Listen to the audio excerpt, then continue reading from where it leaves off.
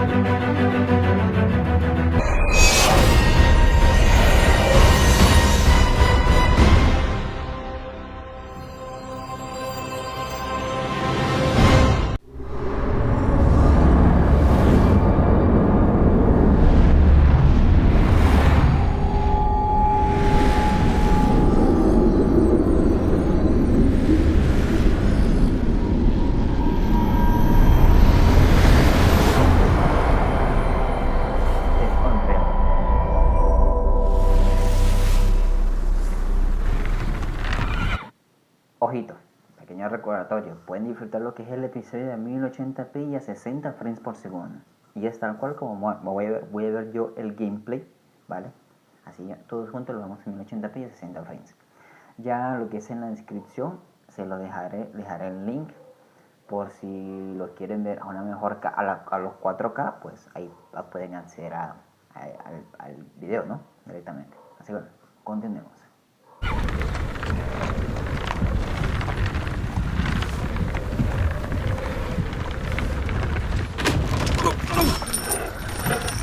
Sleep, is he? The plowing plonker. Break me pearlies on this blasted pit-ridden tract.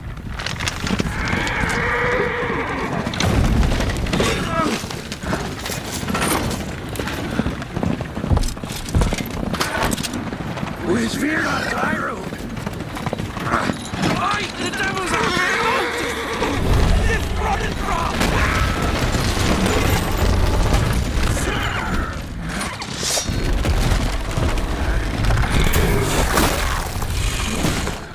Look out there, children.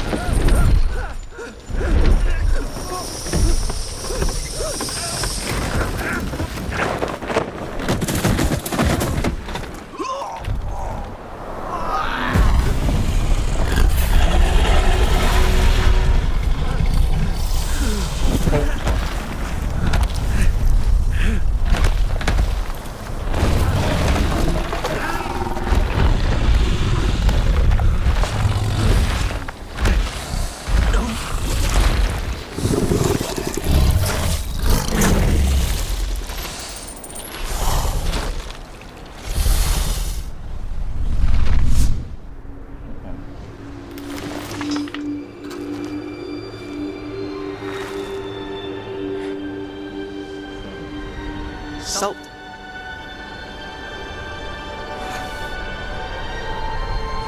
Almost had me fooled, Fruin.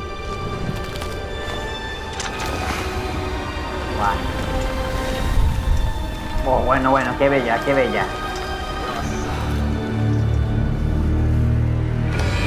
Wow. Okay.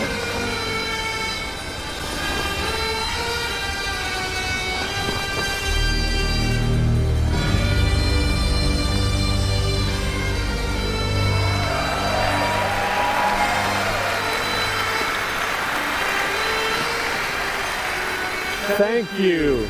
Thank you, everyone, and welcome to the State of Unreal at Unreal Fest Orlando. We're here to show you what's next with Unreal Engine and so much more. We are thrilled that you're able to join us. Thank you. But, first things first, I'm here with Sebastian and Kitek from CD Projekt Red. We have a lot to talk about. Hey, guys. Hey. Thank you, Wyatt. Thank you, Wyatt, and hello, everyone. With The Witcher 4, we're stepping things up. And to do that, we needed the right partner. One that truly understands that great open-world games are all about art and technology coming together. Yeah, and look, our goals are completely aligned here. And around the launch of UE5, your awesome team at CD Projekt Red announced a collaboration to make open-world development in Unreal even better. And it's an opportunity, we just couldn't pass it up. So we've been working on a technical demo together to achieve just that. I think we should take a look at it. You guys ready? Born ready. Kitek is going to play the build for us. Sure, let's do it.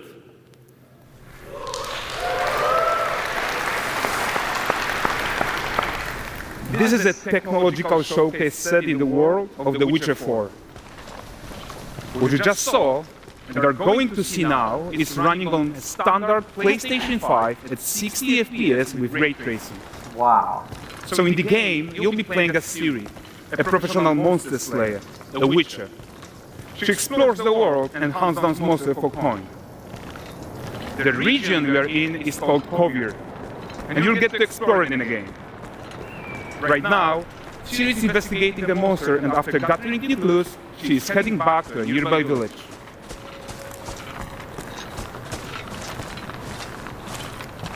All right, everyone, meet Kelpie. Let weeds be weeds, Kelpie. So just like Geralt the Roach, Ciri has her own loyal companion. We return to town. These two characters need to feel like one, since you're gonna explore the world on horseback, riding needs to feel seamless, natural, and just fun. Yeah, and to support that, we're introducing multi-character motion matching in Unreal. So Ciri and Kelpie, they're perfectly synchronized when mounting from any angle and speed. And we also support root motion movement on Kelpie, so controlling her feels realistic and grounded. And there are also some really nice improvements to our Unreal Chaos Flesh Solver and these machine-learned deformations So you've got realistic muscles moving and stretching under Kelpie's skin without compromising the performance there. No jodas, tío.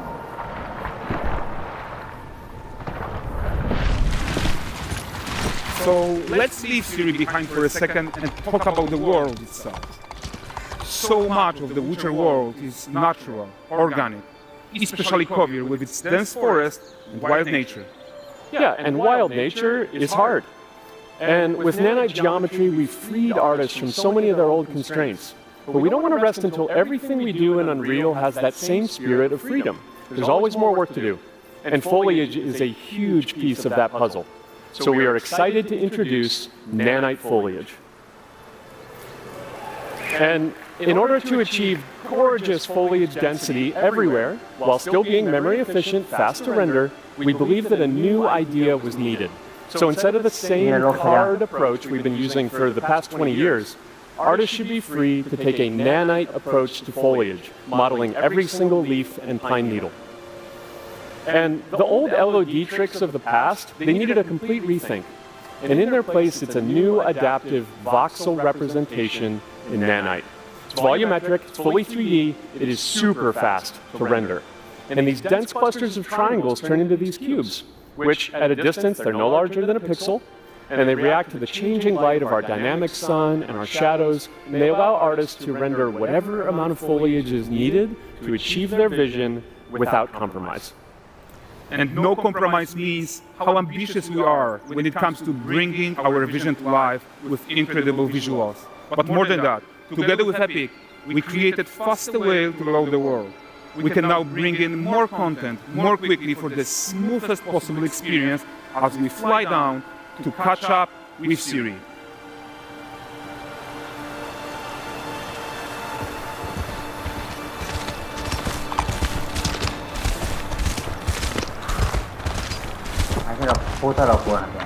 Welcome to Valdrest. So Valdrest is a port town, a hub for fishing, trade and mining. It's one of those places where you can meet shady characters or overhear gossip from other lands. It's also where Siri took on her current contract. High-tech, let's leave Kelpie here and explore the marketplace and food. And the missus? I'm so excited we can finally show you some of this stuff. Let's see what Valdrest has to offer. Not her again. Not even at the land Exeter Fair! Now, 9 days is why I present him with a fish. For the furry rascal will often wink, and the fair's wait grants good fortune. Here, have they?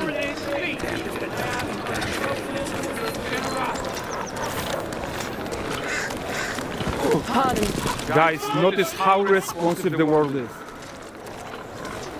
Character actions directly affect what happens around you, sometimes even setting off chain reactions. Everything is working together.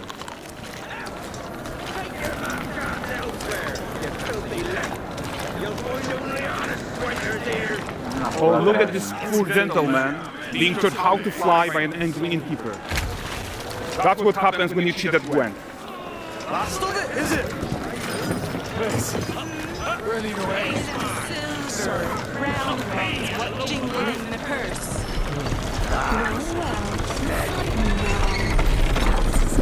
Okay, so this is the guy who gave the series of quests his own. Like you probably suspect, he has his own agenda in all of this. You're off your tits again, Wilfred. Get your ass up.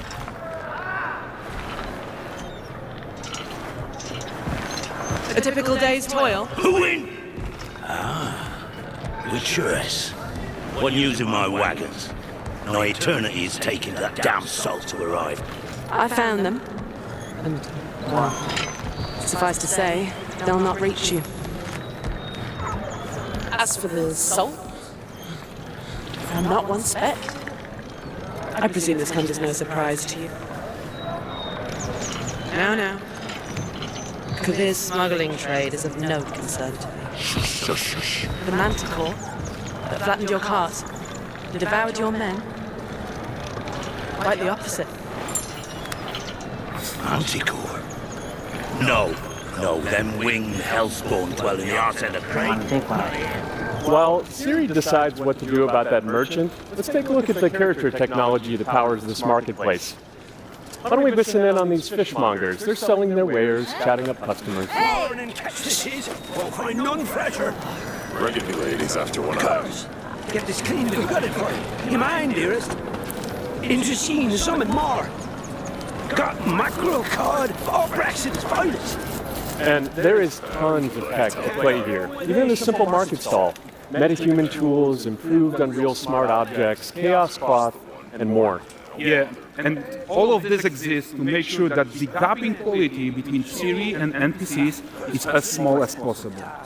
Yeah, and closing that gap, it's not just about fidelity, right, but also authenticity. They should react to changes in the world around them. But the prisoner in pillory isn't exciting enough for Valgrest. Let's grab everyone's attention with a circus.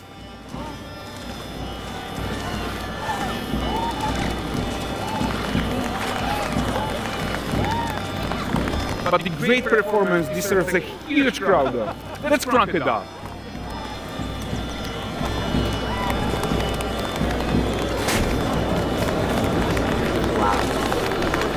So you are seeing tons of optimizations here to many of Unreal's systems, including an entirely new Unreal animation framework, allowing us to fit easily in our 60 FPS budget, not just in rendering, but also with room to spare on the game thread.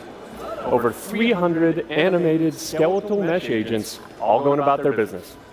And the whole point is to leave breathing room for developers like you to introduce the gameplay and the systems that your players expect, empowering you to make your worlds come to life without Unreal standing in your way. You are right. That's the open world RPG that we are making. But before we wrap up, how about No puede ser. one final check-in with Siri?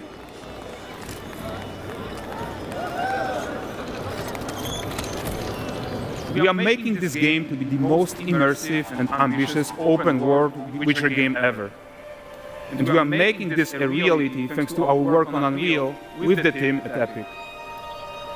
I think what we are doing together is going to bring in a new generation of open-world RPGs, and I'm so proud of what we accomplished so far. We are too.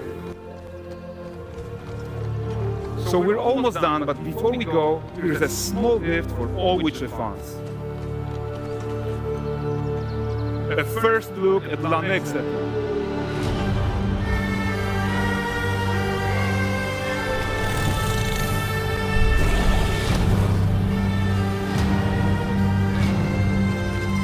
Onward, Kelvin. With what?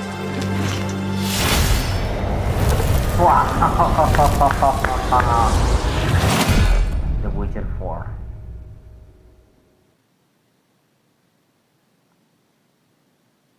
Nada.